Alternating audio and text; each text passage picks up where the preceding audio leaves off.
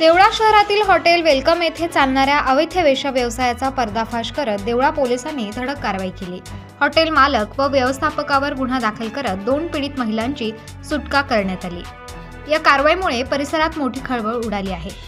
Nashik police अधीक्षक विक्रम देशमाने, अपर police अधीक्षक आदित्य मिरखेलकर, उपविभागीय पोलीस अधिकारी किरण कुमार सूर्यवंशी यांच्या मार्गदर्शनाखाली देवळा पोलीस ठाण्याचे पोलीस निरीक्षक सार्थक नेहते आणि अपर पोलीस अधीक्षक कार्यालयाच्या सहाय्यक पोलीस निरीक्षक पुष्पा आरणे, पोलीस उपनिरीक्षक दामोदर काळे, विनय देवरे, इंद्रजित बर्डे, नितीन बाराहते, श्रावण शिंदे, संदीप चौधरी, महिला पोलीस नाईक माधुरी पवार, ज्योती गोसावी, स्वाती चव्हाण, हिरा टोंगारे, पुष्पा राऊत, योगेश तनपुरे, ऋषिकेश सबकाळे, मनोहर मोहारे, सुनील गांगोडे, सुनील जगताप, अश्विन धोत्रे यांनी 21 फेब्रुवारी रोजी रात्री 10:30 वाजता ही धडक कारवाई केली।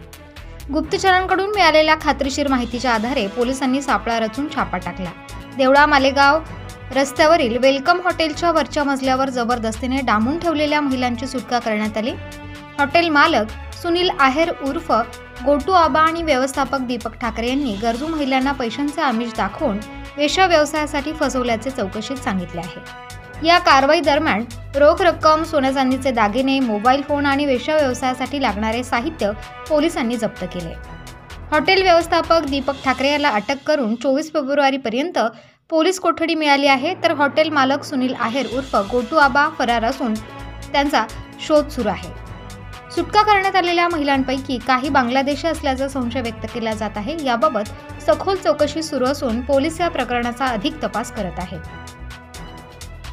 या घटनेने परिसरात खळबळ उडाली असून पोलीस प्रशासनाने स्पष्ट इशारा दिला आहे की अवैध वेश्या व्यवसाय आणि मानवी तस्करी करणाऱ्यांना कोणतीही सवलत दिली जाणार नाही।